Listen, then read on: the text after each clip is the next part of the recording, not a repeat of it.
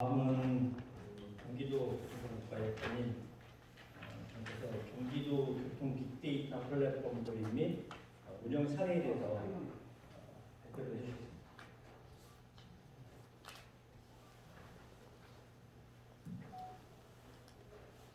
안녕하십니까. 경기도 교통정보국가 김민중입니다. 경기도가 구축한 교통 빅데이터 플랫폼에 도입된 성과와 운영 사례를 발표드리겠습니다. 경기도는 2002년 ITS 기본계획을 시작으로 2006년 교통정보센터를 설립하고 운영 중에 있습니다. 사업 초기에는 2006년 설립 초기에는 BIS를 중심으로 운영을 했으며 그 이후에 ATMS 사업을 통해 다양한 교통정보 수집원과 제공을 위한 확장 사업을 했습니다.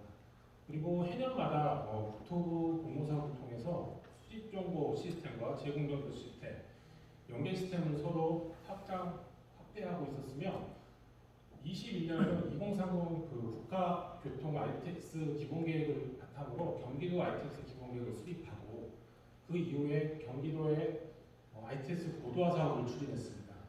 그 이후로 교통 빅데이터 플랫폼을 설치했으며 기타 시스템으로 돌발거리 시스템과 광역 긴급 차량 고정 신호 시스템을 설치하고 운영 중에 있으며 2025년부터는 경기도 모빌리티 데이터 허브센터를 위해 확장할 계획입니다. 경기도는 시군과 교통정보 활용에 있어서 다양한 어려움과 한계점이 있었습니다. 시군과 경기도에 가진 서로 교통 데이터가 서로 공동 활용되지 못하고 서로 어떤 데이터를 가지고 있는지 알지 못했으며 외곽기관과 단순한 연계 및 제한된 자료로부터 다양한 정보 수요에 대한 대응에 한계점이 있었습니다. 그리고 시군에서 서로 잘 설치된 시군이 있는가 하면 경기도 외곽에는 아직도 ITS를 설치하지 않은 지역도 있습니다. 그래서 서로 시군별 정보의 인프라의 격차가 확장 발생을 해서 경기도는 이를 통합하고 서로 공동 활용할 수 있는 시스템이 필요했습니다. 그래서 이런 다양한 문제들을 생각한 문제들을 해결하기 위해서 교통 빅데이터 플랫폼을 기획했습니다. 이런 교통 빅데이터 플랫폼 도입을 앞서 앞에 말씀드린 다양한 문제점, 차제된 교통정보의 통합 마련과 시군 정보 활용을 공동 활용을 위한 모델을 마련하고 시군과 경기도 담당자들이 서로 원하는 그런 교통 분석 시스템이 무엇인지를 파악했습니다. 그래서 세 가지 영역으로 각각 정의하고 추진하였습니다. 21년 26개의 시군부터 교통 관련 업무 담당자를 통해서 인터뷰를 시작했습니다. 시군에서 원하는 게 무엇인지, 그다음 시군 담당자들이 도에서 필요로 하는 것이 무엇인지 모두 인터뷰를 해서 각각 의견을 모았습니다. 이 중에서는 경기도가 할 수 있는 부분도 있고 할 수 없는 부분도 있었습니다. 예를 들어서 데이터가 갖지 못하는 부족함도 있었고, 그다음에 경기도의 역할이 조금 부족한 부분도 있었고, 그다음에 시군이 해야 되는 부분도 있었습니다. 이런 모든 의견들을 취합해서 모으고 같이 시사점을 도출했으며 할 수 있는 방향으로 이런 의견들을 모았습니다. 이런 의견들을 모은 결과 표입니다. 그래서 시군이 갖고 있는 데이터가 무엇이고 경기도가 갖고 있는 데이터가 무엇이고 경기도의 그다음에 유관기관이 갖고 있는 데이터가 무엇이며 도 내 다른 부서가 갖고 있는 데이터가 무엇인지를 먼저 파악했습니다. 그리고 이렇게 각각 민간 데이터라고 불리는 교통안전공단이나 경찰청, 도로교통공단 이런 각각의 기관들이 갖고 있는 데이터를 서로 파악해서 시군들이 요청하는 데이터와 분석 서비스를 정리했습니다. 이런 데이터들은 빅데이터를 구성하기 위한 중요 요소로 수집과 저장, 그다음에 가고 분석을 통한 그런 온프레미스 기반의 시스템을 구성하고 저희가 설계를 했습니다. 이런 설계에 대한 아키텍처인데요. 기본적으로는 시군에 있는 데이터를 같이 수집하고 경기도와 유관기관에 있는 데이터를 서로 공유 활용하기 위한 아키텍처입니다. 이 모습은 앞에 이제 말씀드린 걸 좀 간략화 도식화했습니다. 이런 분석 과제들을 시군 담당자, 유관기관 담당자, 도어 담당자, 연구기관 담당자들이 서로 공유 활용하기 위해서 프라이빗 계정을 통한 클라우드 서비스를 설계를 했습니다. 이런 다양한 분석 데이터를 다양한 가독성 있는 높은 데이터 시각화를 하려고 2D 기반의 통계적 데이터와 3D 기반의 시각적 표현 기술을 활용하여서 플랫폼에 담았습니다. 이제 그 앞에는 이제 저희 경기도가 교통 빅데이터 플랫폼을 왜 했으며 해야 되는 이유를 설명드렸습니다. 그러면 지금부터는 교통 빅데이터 플랫폼 활용 사례를 말씀드리겠습니다. 31개 시군에 있는 모든 교통 데이터가 일정하지는 않습니다. 그리고 모든 시군이 동일한 데이터를 수집하지는 않습니다. 그래서 교통량, 특히 교통량 같은 경우에는 스마트 교차를 기반으로 교통량을 수집하고 있으며 스마트 교차량은 모든 시군이 다 설치되어 있지는 않지만 각각 설치된 시군들의 데이터를 한데 모으고 그 데이터들이 시군들이 서로 공유 활용할 수 있겠습니다. 안양시에서 수집한 데이터는 우왕시에서도 볼 수 있고 가평군에서도 볼 수 있고 연천군에도 볼 수 있습니다. 그런 공유 활용할 수 있는 데이터를 경기도에서 모았다고 생각하시면 될 것 같습니다.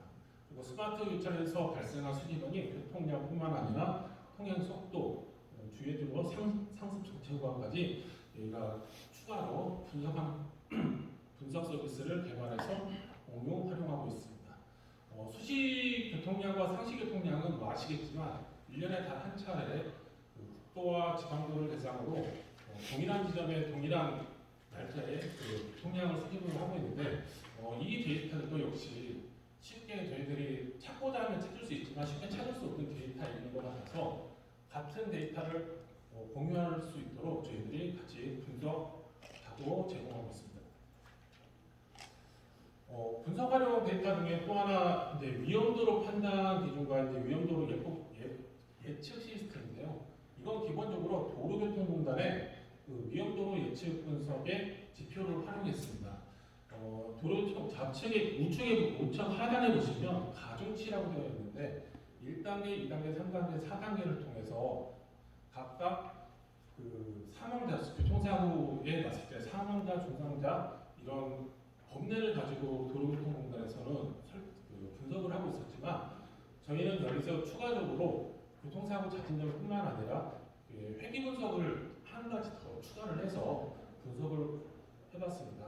그래서 이런 분석된 자료도 역시 31개 시군과 또 담당자들이 공유 활용할 수 있도록 플랫폼에 담았으며 이 데이터들은 향후 교통 상습 정체 구간의 해소나 그다음에 교통안전 시설물의 설치 지점의 설치 근거가 되는 그런 지표로 활용될 수 있을 거라고 기대하고 있습니다. 그다음에 화물차 운행이나 어린이 보호구역의 사고 지점, 위험도로 분석, 결빙 자진 지점 분석입니다. 이 데이터는 물론 경찰청에서 공유한 데이터하고 그다음에 DTG 데이터, 그다음에 어린이 보호구역은 쉐입 파일의 형태의 데이터가 있습니다. 그 데이터를 한데 모아서 어린이 보호구역의 화물차가 잦은 지역을 분석을 한다면 그 어린이 보호구역의 사고 위험도가 높은 구역이라고 저희는 예측할 수 있고 그런 예측된 지점을 교통안전 시설물 보강이나 아니면 단속 카메라 설치나 이런 거에 활용할 수 있도록 제공하고 있습니다. 앞서 비슷한 내용인데요. 그 DTG 데이터를 통해서 위험 구간을 분석하고 그다음에 이륜차 사고 위험 지역 분석은 당연히 그 타스 데이터를 활용했습니다. 그 타스 데이터를 활용해서 과거 10년 동안의 교통사고 자진 지점, 이륜차 사고 자진 지점 이런 지점을 시군들이 한눈에 볼 수 있고 이 데이터를 언제든지 다운받을 수 있도록 설계를 했습니다. 특히 중복기간 도출이나 적정성 조회 같은 경우에는 링크별로 해당하는 링크가 버스 노선이 몇 개인지, 그 다음에 어떤 노선이 가지고 있는지 그런 중복도 노선을 조금 필요로 해서 분석하는 내용을 잡았습니다. 이 데이터는 교통카드 데이터입니다.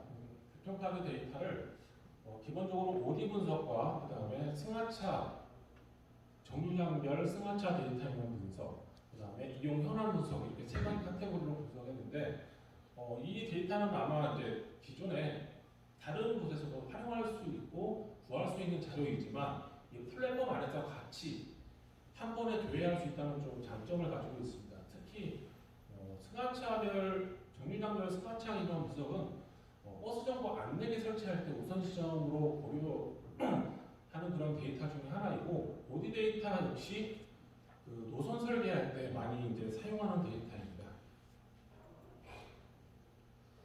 그다음에 버스 도착 정보 예측 방법입니다. 이 데이터는 기본적으로 버스 도착 정보 예측은 경기도에서는 가중평균 이동격으로 저희가 예측을 하고 있습니다. 과거 도착 정보를 가중치 5분 단위 5분 전 데이터를 더 가중하여 이렇게 예측하고 있는데 여기에서는 저희는 이번에 신호 정보를 하나 더 추가를 해봤습니다. 신호 정보를 추가할 수 있는 이유는 교통 빅데이터 플랫폼을 통해서 시군의 교통 신호 데이터를 저희가 연계를 하고 있습니다.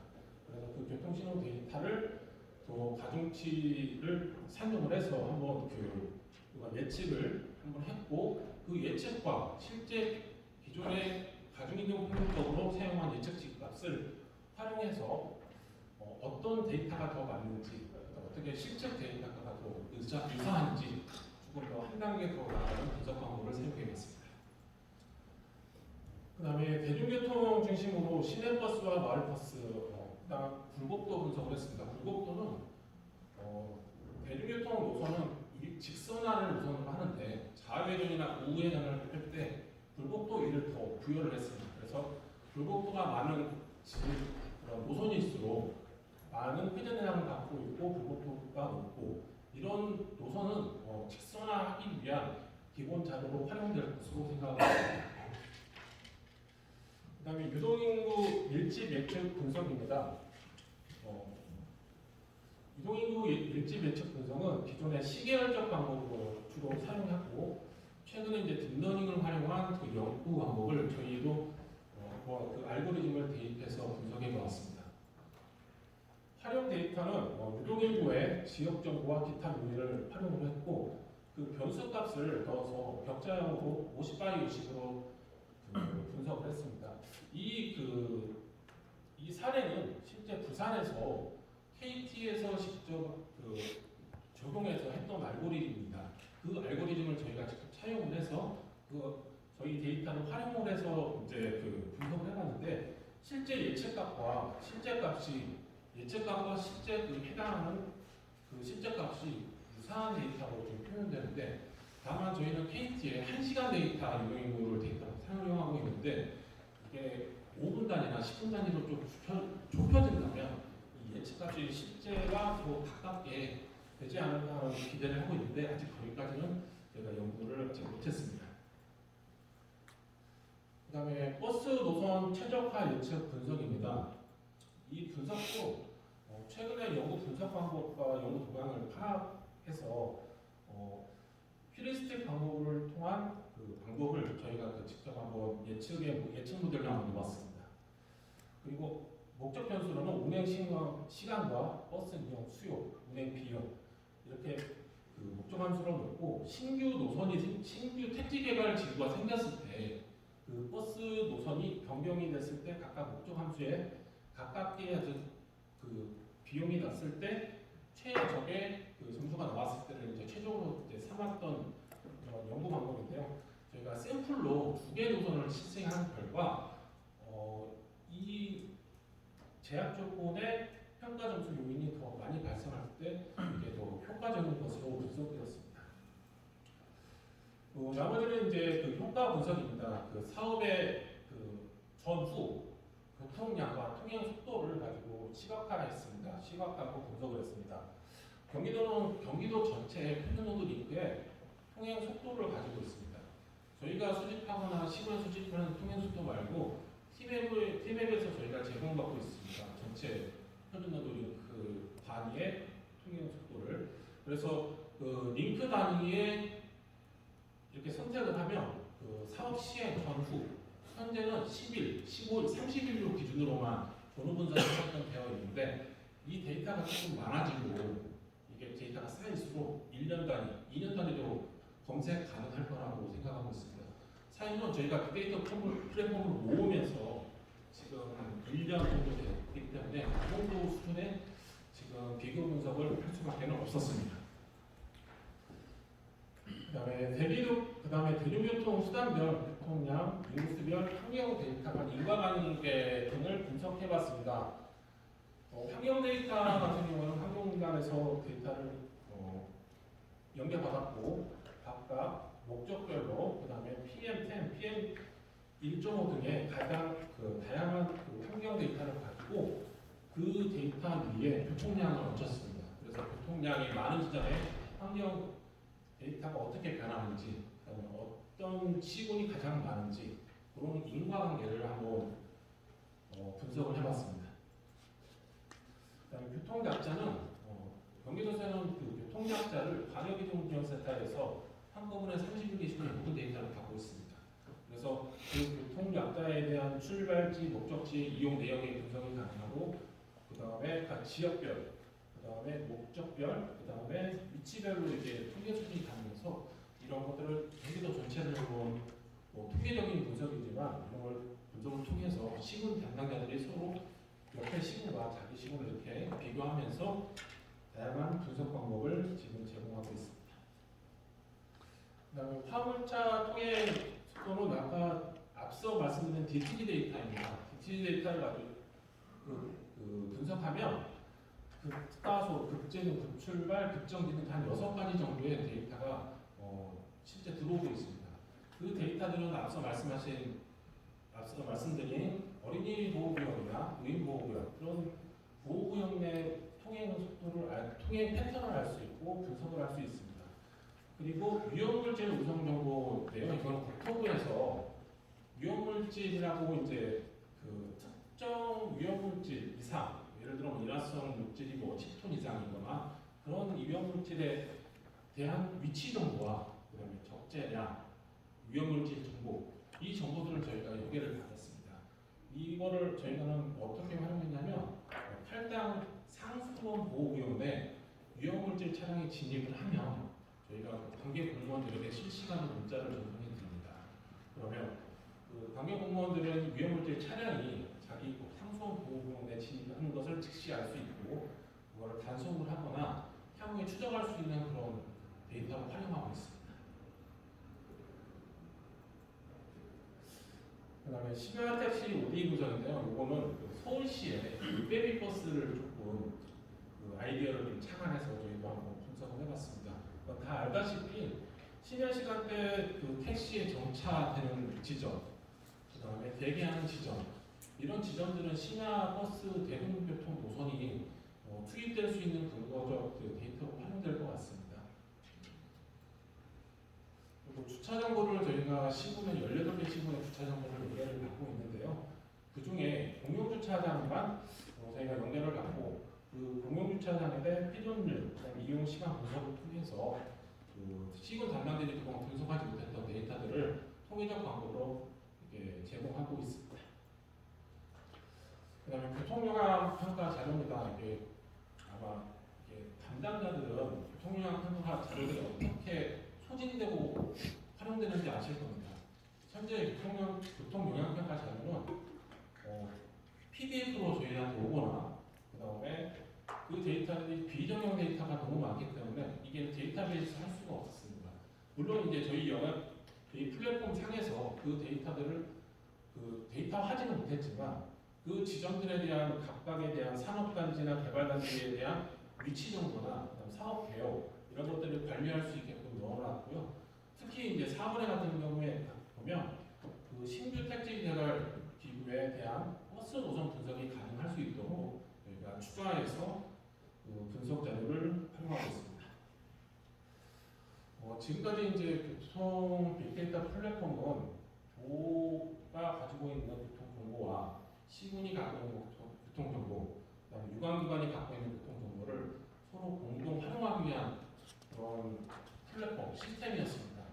이 시스템을 이제 2023년부터 올해까지 이렇게 추진하고 올해부터는 그 경기교통공사, 그다음에 교통안전공단의 택시 운행 관리 시스템을 실시간 연계하면서 시스템을 확장할 예정입니다. 그리고 향후에는 경기도가 데이터의 허브 센터가 될 수 있도록 지금 다양한 시도와 다양한 논의를 하고 있는데요. 이것들이 완성되면 완성이라고까지는 좀 그렇지만 이것들이 확장되고 확대되면 저희뿐만 아니라 모든 이게 교통하시는 분들을 다 데이터들을 제공해드리고 서로 활용할 수 있고 이런 것들은 아마 수화 발전에 큰 힘이 될 것이라고 생각하고 있습니다. 이상 마치겠습니다.